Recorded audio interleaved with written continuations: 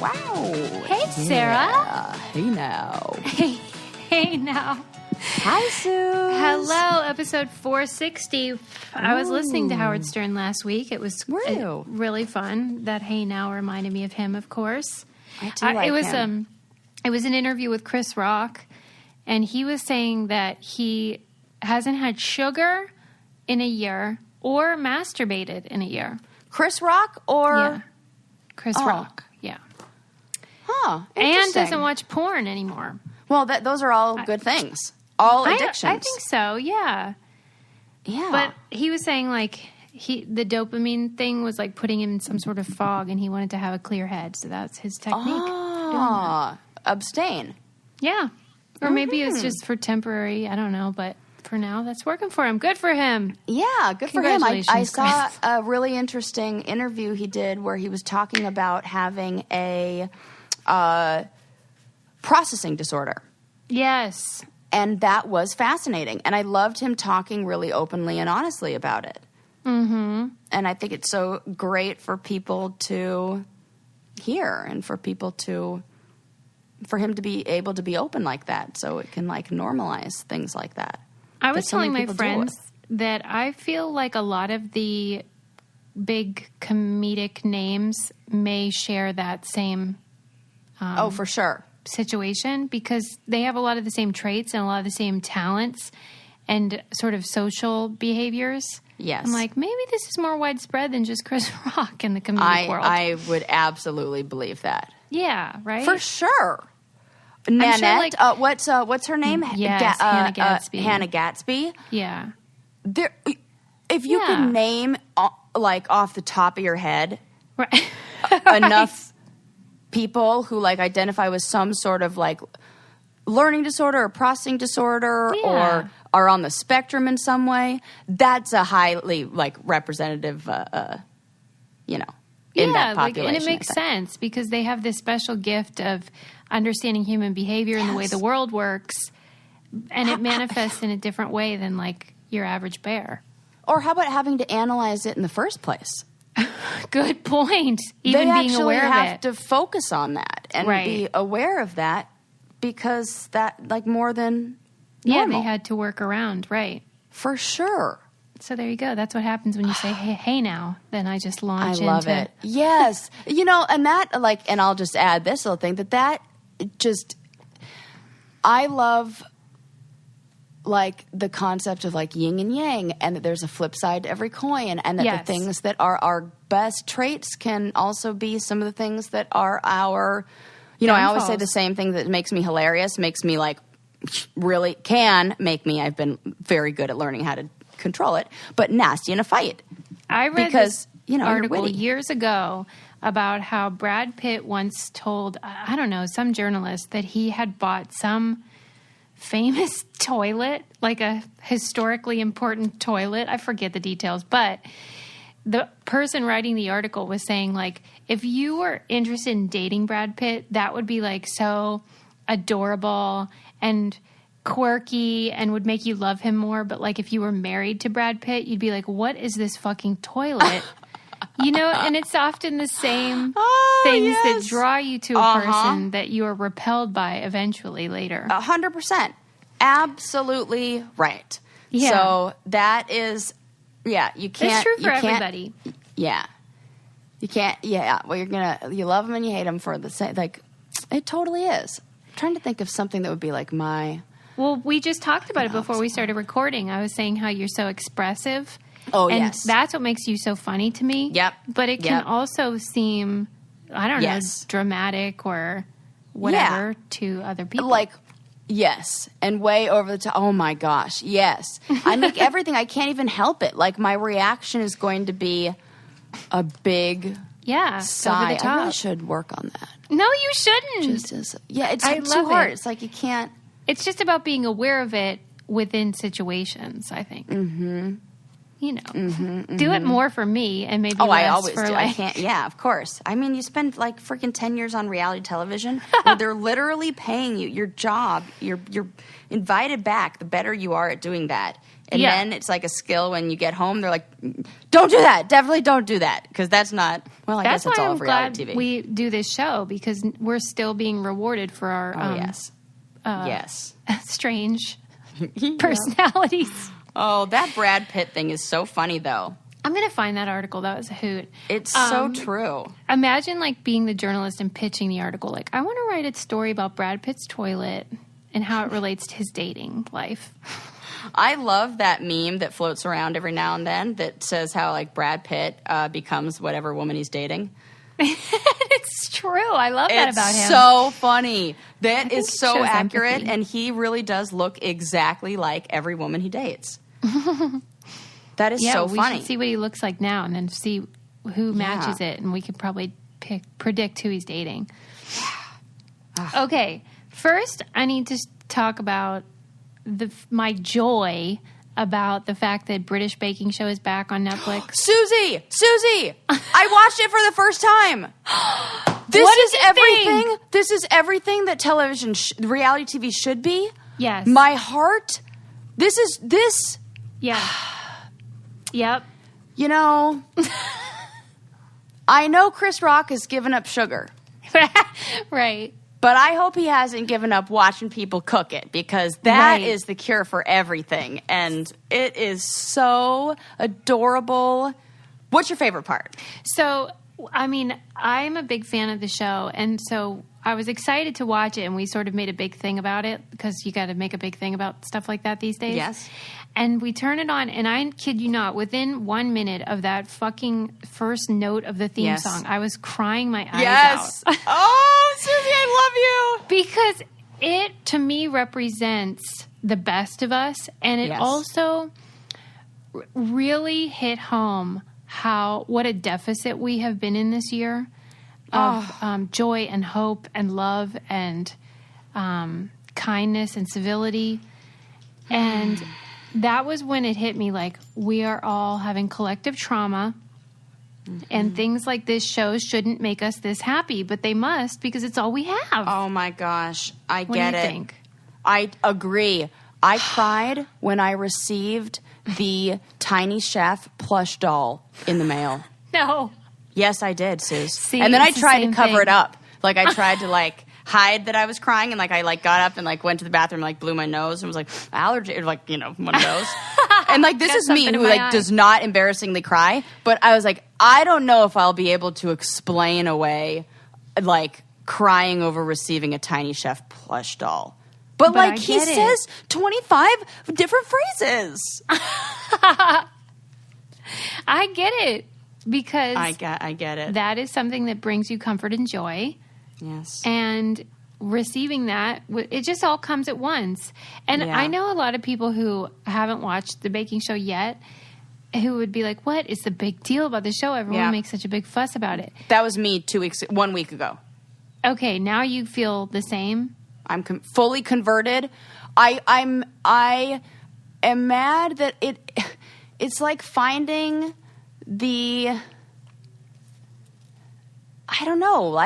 What is it? Finding like the best restaurant in your neighborhood that was always there that you didn't even know, and you're like, God damn it, I could have been having this delicious food, and I ate that crappy food at that other restaurant, you know? And you can't be too bummed about what you didn't know. You only know what you know. It is like that. Please watch it, everyone. It's so wonderful and charming. And it's not... I feel like the girl from season 7 got robbed. Which one? Spoiler alert. Wasn't her... No, not... Is her name Susie? No. It wasn't Susie. It was... Kim Joy? No. Oh. Oh, no. That's season 6. The season after that. You know them all? Well, only because I watched the one season and I was like, oh my God, this is the greatest thing ever. And then I've just barely started season 6. I've only been one season in. Well, and I don't want to give the impression that it's sort of like overly sweet or saccharine, because it isn't. It's like the not. hosts are very funny. There's a lot of wit and, like euphemisms and just, it's not silliness. Reverent. Yeah. And so I think a lot of people think when we say it's nice and people are kind to each other on the show that they think, oh, it's going to be like Sunday school or something. But it's not. No, it's not. It's just... I was totally going through all of these different thoughts. It's so funny that we end up like watching these things and like having these conversations about it. Because as I'm watching this, I'm thinking like, what's different about this reality show? What is it that I love? Is it the guest? Is it the format? And it feels like there's never a low blow. No. There's always support. And then I was wondering, is it that bakers, the people who bake, just are nice people? I would say maybe, but also casting, of course, has everything to do with it and the intention of the show. Their intention isn't really to make people fight. Their intention is, yes, to have good storytelling and drama, but that can come just from baking a pie. Anybody that bakes a pie knows how tense that can be. Oh, my gosh. It really is tense. And, like, anything can go wrong. Oh, my gosh. And some of the technical challenges they give them. And I'm learning so much. Like, they don't rely on pitting the contestants against each other as a sort of cheap way to get drama. Right. Really, the contestants are up against the pastries themselves and the desserts and themselves. Right, the ingredients. Yes, the ingredients. And they're all cheering each other on and they want each other to do well. That is and it's genuine. Yeah. I'm like, oh my God, these are the sweetest people. Her name's Steph. Do you remember that season? Yes, she's so great. She's the greatest in the world. And I never wanted a single... Instagram, and I'm like, you're wonderful. I just wanted you to know. And she just said thanks. And I was like, she deserves to be celebrated. She's so kind. She's like a gem of a person. And when her mom was like, that's the season I watched. Oh my God, I'm going to tear up thinking about her. And when her mom was like, she's had a really rough past year, and I could just imagine the kind of place that she was in, and she looks like when she got so down on herself, she looks like the kind of person, or seems like the kind of person who would be like self-defeating or thinking like, and then she just, and then when what's his name, Noel came over and would be like, just keep going. Yeah. You're okay. And then everybody was supportive, and it was like, oh, my heart, I can't take it. And they all just cared. It's the best. I know. It's the best. And she's the opposite of who would normally be cast because she's not grandiose or... Oh, so humble. Yeah. She's just fun and sweet and a good baker. And it made great television. Yeah. You can do it, casting people. Yes. That's the best. Another thing you can definitely do, because it's so easy, is make HelloFresh meals. And you should be doing this. Sarah and I, before we started recording, we were just talking about how sick of cooking we are. The worst. I'm sure you guys are too. All the cleanup, all the shopping. I'm ready to get out of my bunker, but it's not time yet. And so this is a great time to try HelloFresh. You can save time, money, and stress because they have delicious and nutritious ingredients delivered right to your door. And they have tons of option each week so you can, get out of your recipe rut and try new things. They have low-calorie, vegetarian. They have kid-friendly options. And it helps you eat more sustainably because you're not overbuying. And then, basically most people will get vegetables, put them in the fridge, and then they end up in the garbage. So this cuts down on all of that.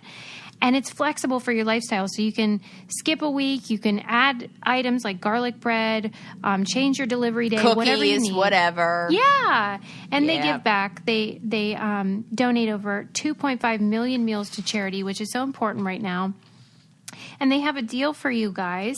Go to HelloFresh.com/80BrainCandy and use code 80BrainCandy to get a total of $80 off across 5 boxes, including free shipping on your first box. Again, that's go to HelloFresh.com/80BrainCandy and use code 80BrainCandy to get a total of $80 off across 5 boxes, including free shipping on your first box. Okay, so anyway, Bake Off, you need to watch it. It's good. Amazing. Also, on a totally different tone, did you watch American Murderer documentary on Netflix? Ooh, I was just about to start it last night, but I was like, you need something happier tonight. Not it's murder. Dark. That's for sure. It seemed like it would get dark fast, but I want to hear. And let me tell you, I'm still going to watch it. So tell me everything. Well, as you guys know, I write to a lot of criminals, and I try to.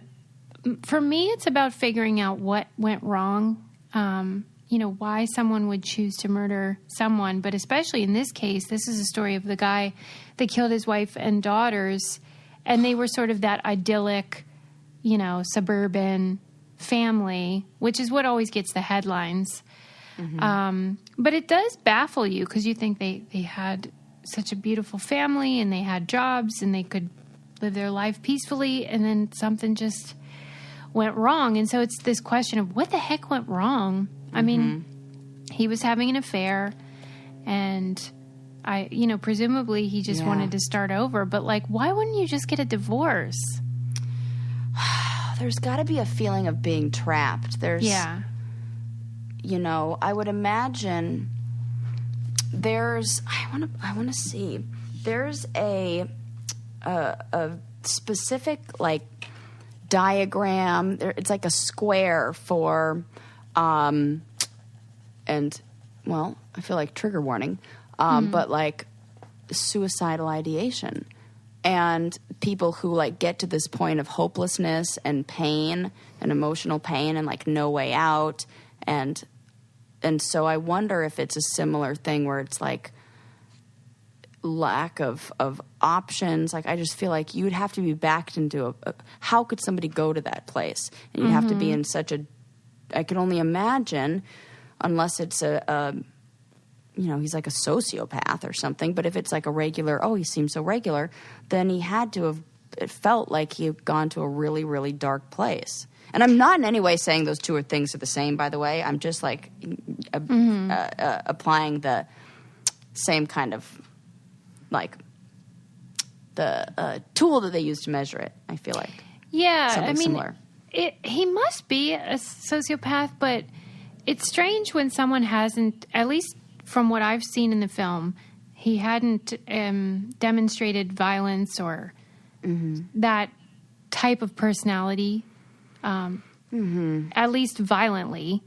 And so it's what the heck? All of a sudden you're capable of killing those two little babies? And I can't, but I say the same thing about the moms. I couldn't imagine. Oh, right. But don't you think that when the moms do it, it tends to be postpartum? Oh, yeah. Well, so there's more of an explanation of how that could have happened. This is just bizarre. But I did enjoy, because most of the footage was from videos that the wife had put on Facebook of her and her family over the years. And I always find that interesting to see what people present versus what is the truth. Ooh, how was it different? Well, she was really obsessed with getting pictures, getting video, and being very candid online about herself and her family. And it almost, it does feel like it was a little over the top. But that is beside the point. I mean, that has nothing to do with what ended up happening. But it does seem why were you so interested in presenting something that is so far from what was really going on? I don't know. But I think a lot of people do that. Yeah. And then, it was weird watching the confession. First of all, he took a polygraph. Yeah, I saw a clip of that one, just in the preview. God. What, did he get it right or wrong? He failed, and he failed. The lady giving the polygraph, she was yeah, no, you are being deceptive, and we are done having this conversation. Because she said to him beforehand, she goes, the cool thing about the polygraph is right now only one of us knows the truth, but in 5 minutes both of us will. And she was being all perky and stuff. I saw that clip. That's the clip I saw, and I was damn, that's a good line. It is, because if he's innocent, he would be delighted to hear that. But if he does know something, then he should be shitting his pants. Yes. And she kept saying to him, if you had anything to do with this, you'd be really stupid to sit here with me. And then he did it anyway and took the polygraph, of course, failed. Ooh, I can't wait to see that. She said, did your wife do something to the girls? And then you had to do something to your wife? And you could almost see his wheels turn and be like, Yeah, that's Is that an option? Yeah. That's the ticket, and then that's what he claimed eventually. Was that she killed the kids and I had to kill her as a result. Oh, my God. I don't believe that. No, and the investigator was like, are you comfortable without us putting that in the public, that she killed the girls? You fine with that? And he was like, yep, go ahead. Oh. Right? No. What a fucking liar. And, like, he's handsome and stuff, and so I'm sure he gets tons of mail from those jailhouse ladies that try to, seduce prisoners. Yeah. And he's thinking, like, he's going to get out on good behavior someday. He really does. Oh, my God. So he's just delusional. He's a narcissist or what? He must be. He must be, because that's it.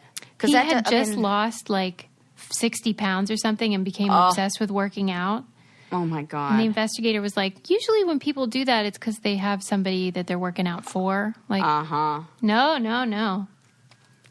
Oh, but, my God. I mean, it's low-hanging fruit, this type of film, for sure. But I always find it interesting trying to figure out what went wrong. It's like Dateline. Yeah, human behavior is fascinating. It just is. Yeah. Oh. So, and that cube was called the Schneidman's cube, and it's stress, pain, and agitation. And it's like those across like different axes, but like they're 3 instead of like, I don't know, X and Y. There's like what does that mean?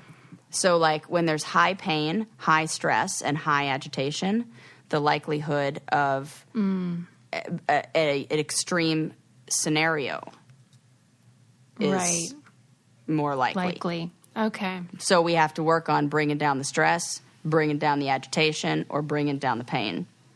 Wow. Too.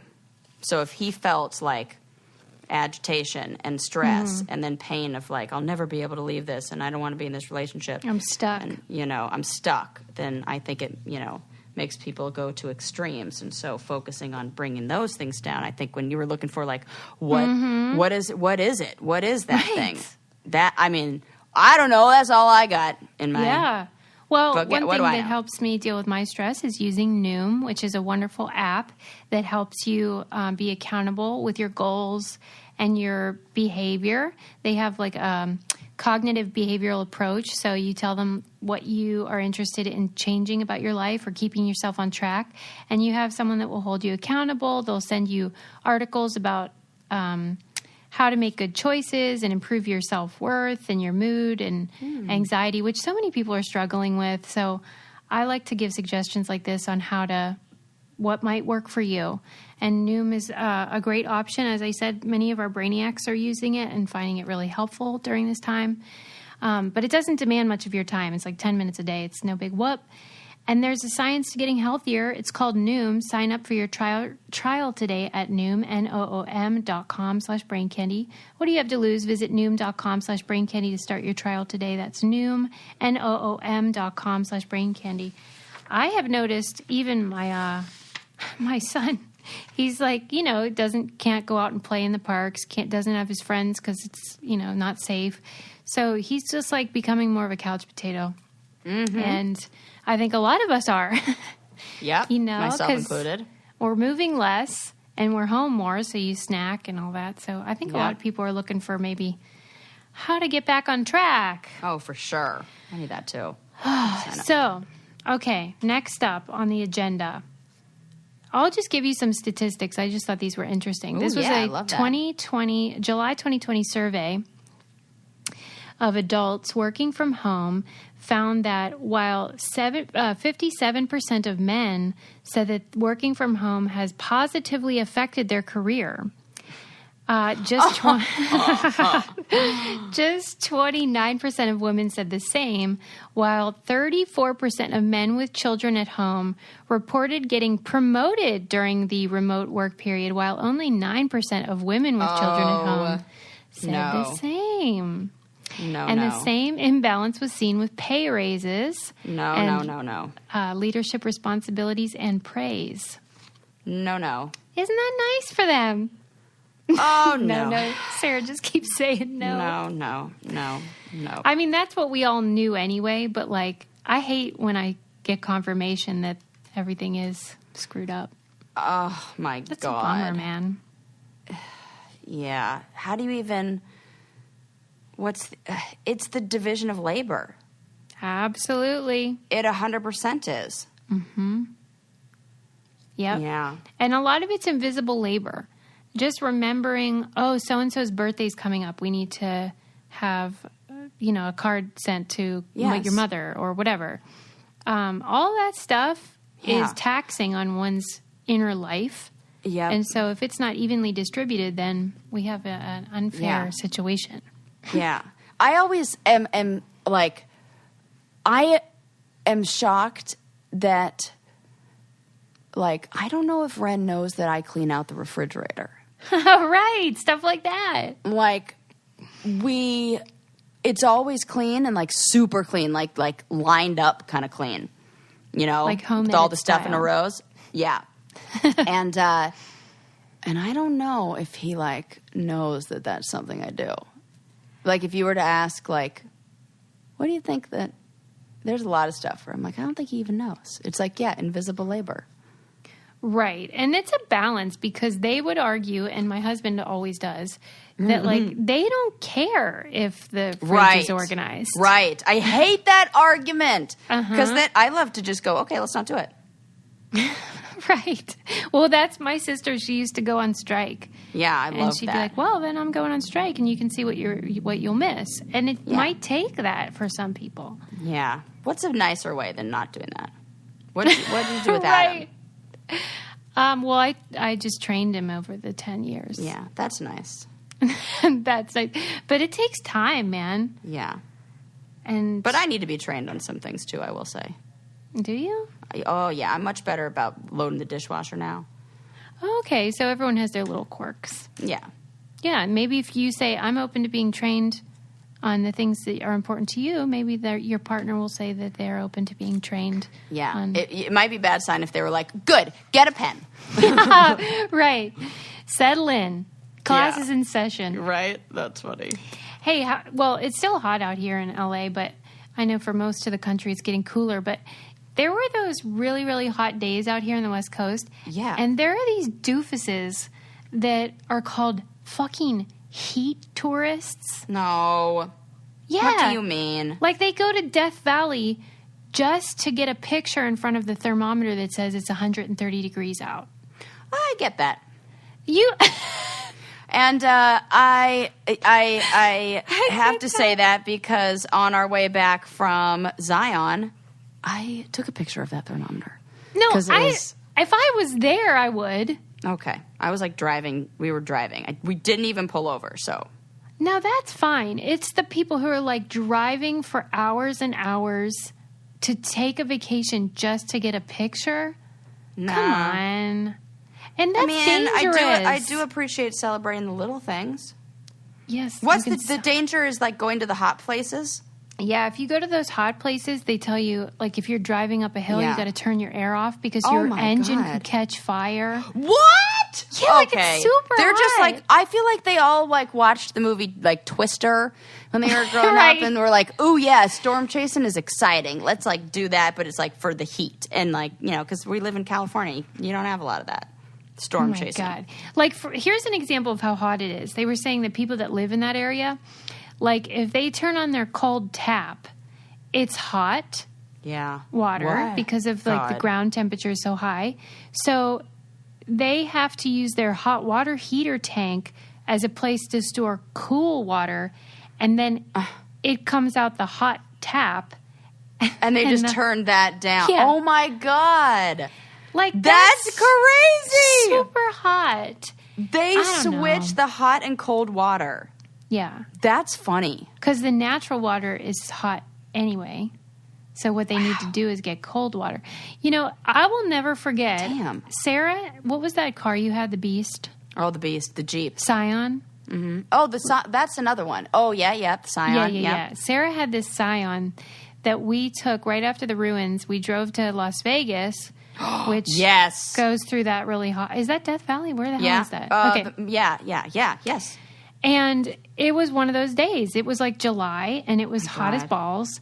And Sarah was running out of gas. Running on fumes. And it would say, like, gas, 30 miles. And I was like, Sarah! I know. I was like, I'll stay calm. It. She did not think we were going to make it, guys. But like everything in Sarah's life, it worked somehow out. It worked magically. out.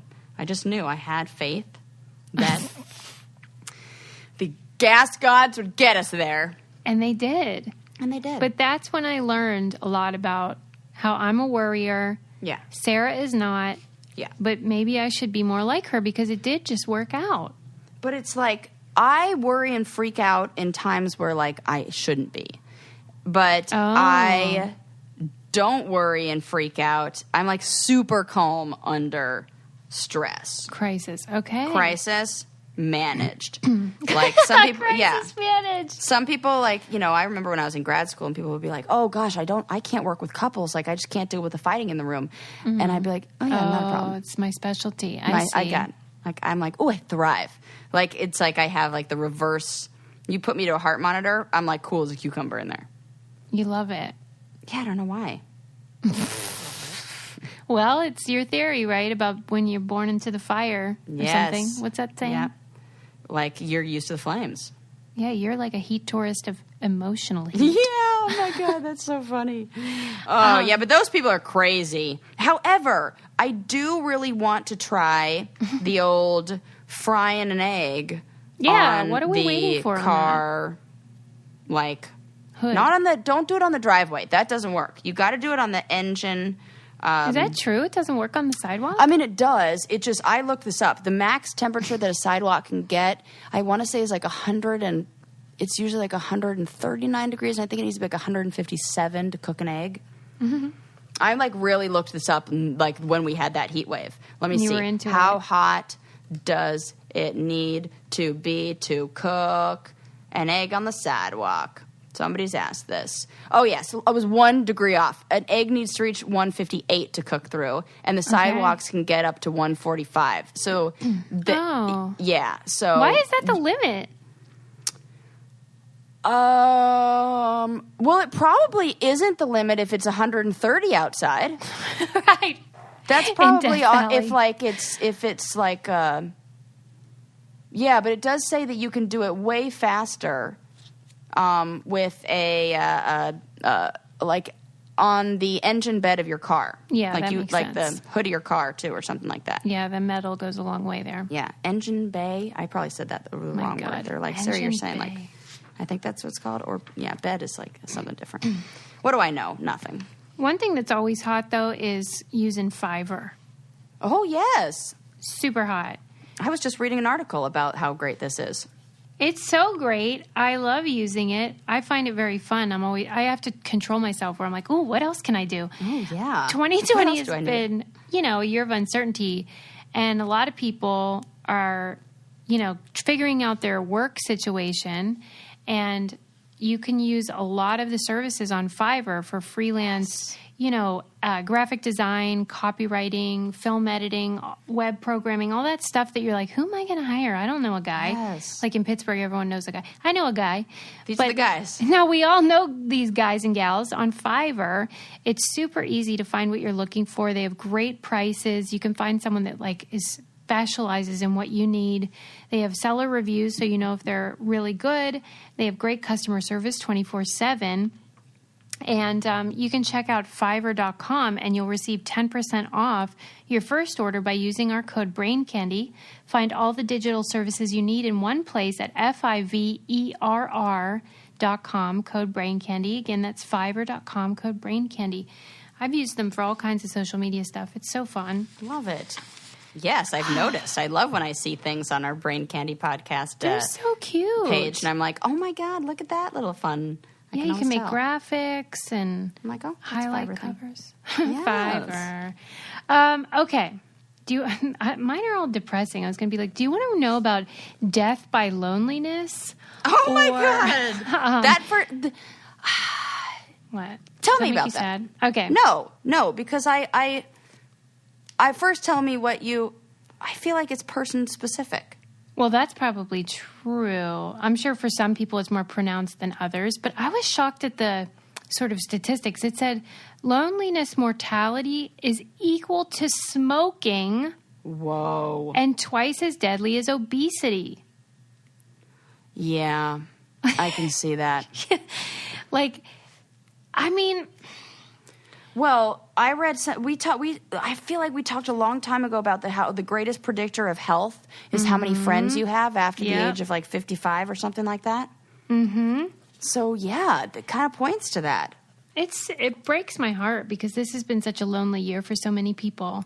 Yeah. But the amount of time you spend on social media is inversely related to how happy you feel. Uh-huh. Which is interesting to me for two reasons. First of all, you can kind of measure your own mental state by seeing how much time you're spending online.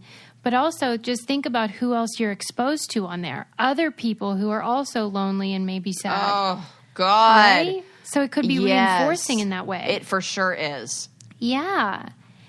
And then, because I am a big believer in the energy people bring to a room. Yeah. And I think that can apply to social media as well. Like you can pick up on someone's energy even digitally. Yes. I even feel like the colors that they use and like the messages that you see. Mm-hmm. And remember when we read, okay, go ahead. No. Remember when we read that thing? You said that there was a study done and the people who post like inspirational or aspirational memes are the ones who have highest rates of depression. Yeah. So we're seeing a lot of that. Well, I think a lot of people post this stuff that helps them. Yeah. They're not thinking like specifically, I think everyone needs to see this maybe. Maybe that's a side effect too, but I think they're thinking... like when I was asking, okay, so Handmaid's Tale or Hunger Games? Which one do you guys pick? Well, I'm asking for 2021. Right. It reflects your state of mind at that time, right? Yes. Yeah. For sure. Well, and they did this study that showed that lonely people tend to have what they call micro awakenings in the night. Yes. And they were saying that it suggests that your brain is on alert for threats, like your fight or flight thing is kicked in. Oh, my God, because you're alone and nobody else is there to also protect you. Right, and loneliness has everything to do with survival, we're seeing. So your body's like, oh, we're being threatened, like we need to make sure we're on alert all the time. That's terrible. Wow. Well, and then... because all of this stuff, you have to like put all the pieces together. Mm-hmm. And like hopefully through it, there can be like a little bit of like compassion and understanding. Yes. Then the other thing I think about is how that would affect your REM cycles and your ability to sleep and how we talked about up your thoughts. And how people who are more anxious and are have lower like self-esteem or feelings of self-worth and have higher rates of like guilt and shame and stuff like that, that's higher when they have those sleep disturbances because you need that to kind of like prune the unimportant thoughts away. Yes. It's all related and interconnected. So you can't even just try to fix one thing. You sort of have to look holistically at your mental state in your life in order to make any improvements. Because you're right. Like evolutionarily speaking, if you got separated from your tribe, which is what loneliness is, then you're going to have to wake up more in the night to make sure no one's trying to fucking kill you. Yes. And it's like what becomes most important. Mm-hmm. I have to take care of the thing that's important right now. And our brain does not know that there isn't a threat in the middle of the night yet. Yep. I wish our brains would freaking catch up. Like evolve already. Right, Darwin. I mean, Jeezy, crazy. Evolve already. Yeah. It's hilarious. But true. That's how I feel. I'm like, all right, we're ready for you to fix all this shit. Come on. You told me we get rid of like, here's what I heard. No more pinky fingers, no more baby teeth, or no more wisdom teeth, no more appendix. Yeah. We don't need that. I don't need goosebumps for sure. Oh, yes, you do. No, you don't. Yeah, you do. I have a whole thing on that. Oh, God, I have to go way back in the archives. Well, I know I have this article that I've been meaning to share. I believe that they showed why we have them, what they were useful for at one time, but they are no longer helpful. They are definitely not keeping you warm. Yeah, that's true. And that's what they're trying to do. Right. Good effort, everybody. Yeah. But you can keep those geese right away from me. Yeah, you're right. And even like they say, well, you know how hair is about scent, like pubic hair. Oh, yeah. But like they're even kind of baffled about eyebrows and eyelashes. They're like, yeah, I can keep a couple things on your eyes, but it's like no big whoop. And yet there they are, hanging out. There they are. Yeah, I think eyebrows are there to signal expressions, like to be able to read expressions from farther distances. Oh, okay. Well, I like that. Yeah, I don't have any really studies that show that, but I well, feel that makes like sense, though. That is my theory. That's like because like people are almost unrecognizable without eyebrows. Yeah, remember when we read that if you eliminate the eyes, people can still recognize celebrities, but if you remove the eyebrows, it's really hard for people to know who it is. Okay, so that makes total sense. I'm going to stick with that theory. Is totally correct. Yeah, I like that. Prove me go wrong. For that too. No, I'm into that one. Right. Prove me wrong. Prove me wrong, people. Okay. That's like my thing now. Do you want to talk about? We could talk about Japan's love-hate relationship with cats. Oh, yes. I like that. Okay, you're into that. So it is kind of quirky how they're like certain cultures have affinities for certain animals and things, but the Japan cat thing, I read the article and I'm still like I don't get it. Like so they don't like them. Well, they like them, but they also hate. are suspicious of them. Who isn't? Right, that's just good sense. Yeah, I mean, have you met a cat? Right. So they're suspicious of us. Yeah, we're not the feeding problem off here. their energy. We are not the problem here. It's the cats. Cats are gaslighting us. I should say that I'm a dog person. I love cats, but they are gaslighters. They are definitely gaslighters. Oh my God, that's so funny. The first noted cat was in Japan in 889 in the Common Era, and by the 12th century, they were everywhere. They were just like taking over the goddamn island. And that's right about the point, like when they were everywhere, that when Japanese writers started bestowing them with magical powers. Oh, I have seen these stories. Oh, really? I hadn't. That's cool. Oh my gosh, I remember this book from when I was a little kid about a cat that was like really powerful. Oh my God. Oh, that's fun. It's like coming back to me, and I remember the art was all old Japanese art. Yeah, and they said it was in conjunction with a great artistic development at that time. So I think there was like an overlap there. And that was probably like the kids' version of that, you know. Yeah, like that mom trend. was an art teacher. Yeah. Because it sounds to me like art was really in a moment of development at the exact moment that cats were like taken over. And so it just got infused with each other. But they also said, this was hilarious, Japanese houses at that time were mostly lit by fish oil lamps. And so the cats were like super into it. Oh my God, of course they were. And all those koi ponds everywhere? Hello. Yeah. It's like lunchtime. And they would like lap up the oil, and at night in the glowing lamplight, they cast these huge shadows on the wall, which is adorable and spooky. Yes. Spooky. Got to get one in every episode of Halloween or in October. Exactly. And they felt like they were morphing into these massive creatures standing on their hind legs as they stretched. And according to this lore, the cats who lived preternaturally long, like evolved into, they called them Bake and Nico, and they believed that they killed their owners and like took their place. This was in Smithsonian Magazine. It was just real cute. That makes sense for cats. Yeah, and I think they probably are doing that. They probably are. That's not mythology. That's fact. Yeah, that's like fact. They were just like, that was just the news they were reporting. Oh my gosh, that's really interesting. Cats are a weird one, but I feel like that is almost in line with the kind of Egyptian feeling about cats, where they are, you know, they're kind of seen the same way too. So like, what do we not know about cats? Right. That makes me think, you know. You think they're onto something. something. I mean, I just think anytime there are multiple cultures that have similar, like, metaphors for things, or where it, like, lines up and you're like, oh yeah, this is like their version of that story.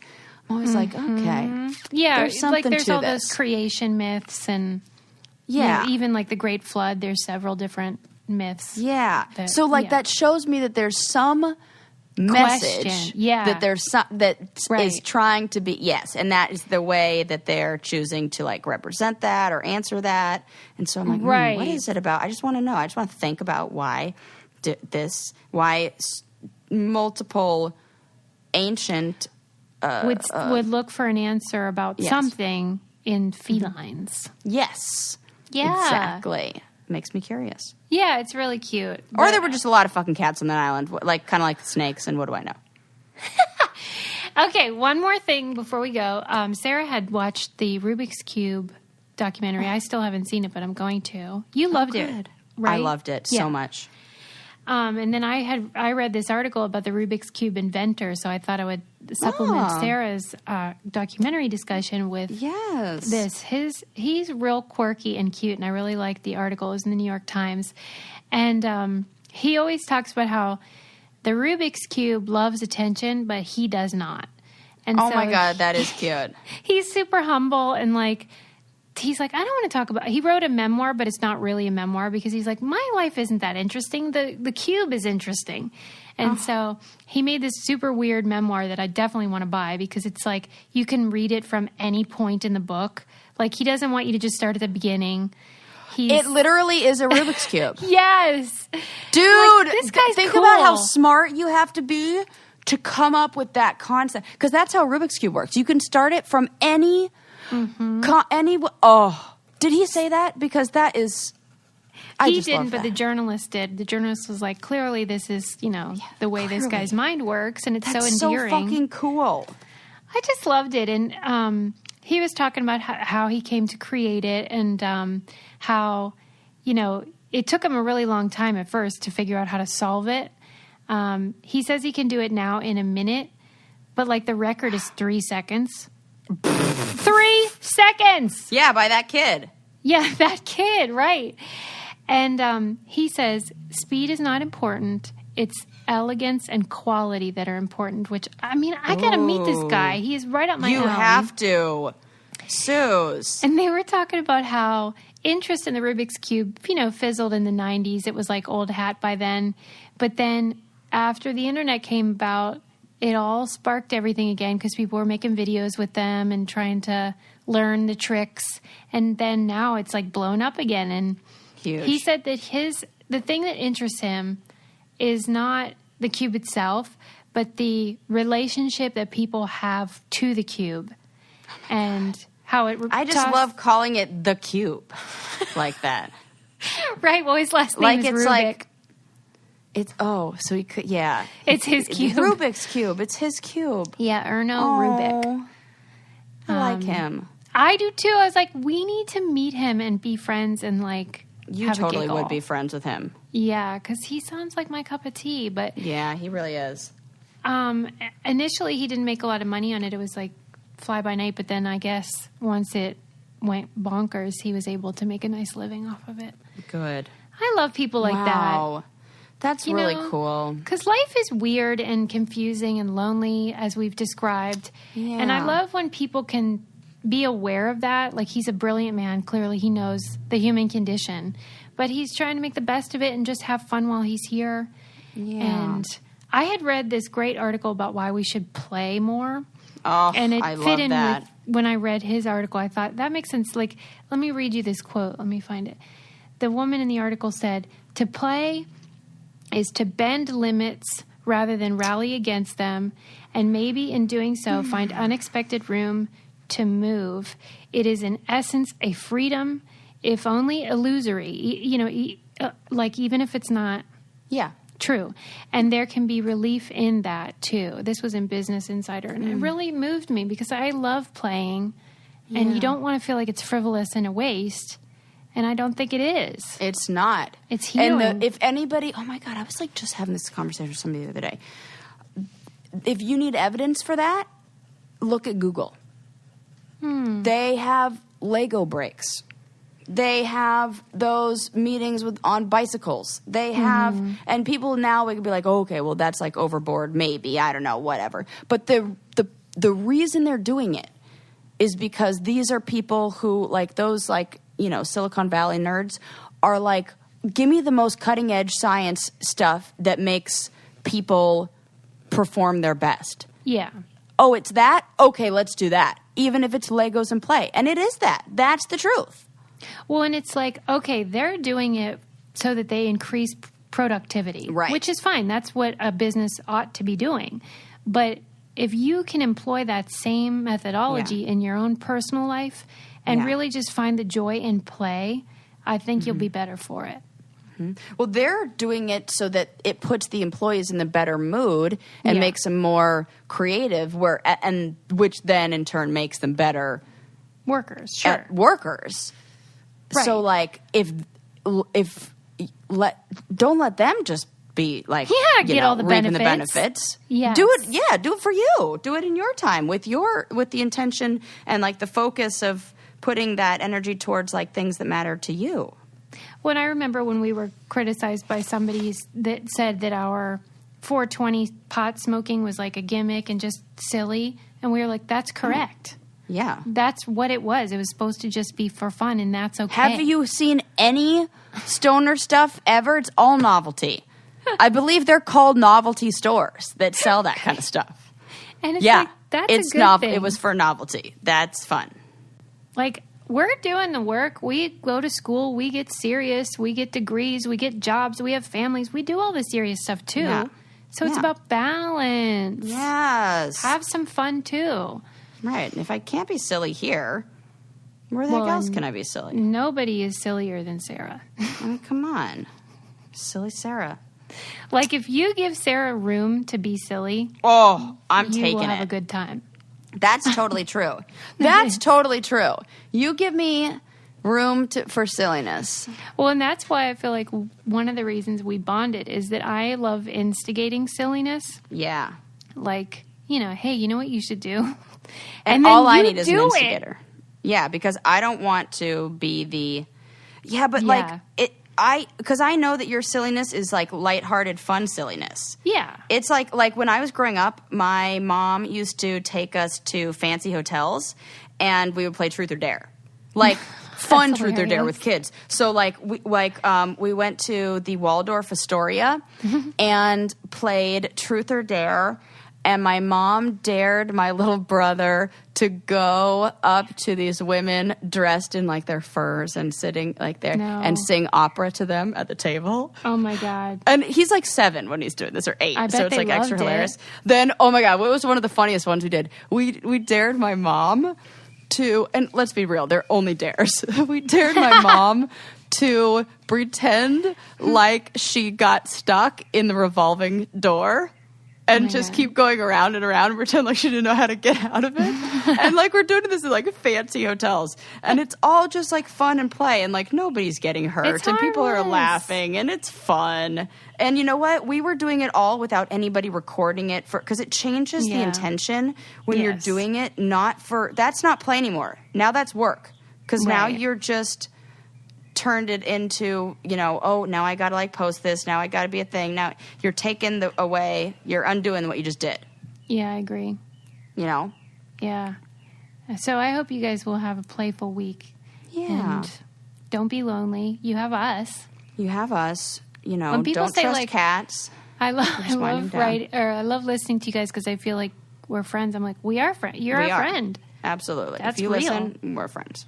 Yeah, we need to wind down. You're right, Sarah. What is that? Yeah. I was like reviewing, talking about. Oh, yeah. Some cats. Okay, British Bake Off. You have to watch it. The best. Have to. Steph was robbed. Spoiler alert. Yeah, the first episode, or I guess a few episodes of the new season will have been out by this time, so you can watch those. We definitely needed that in our lives, everybody.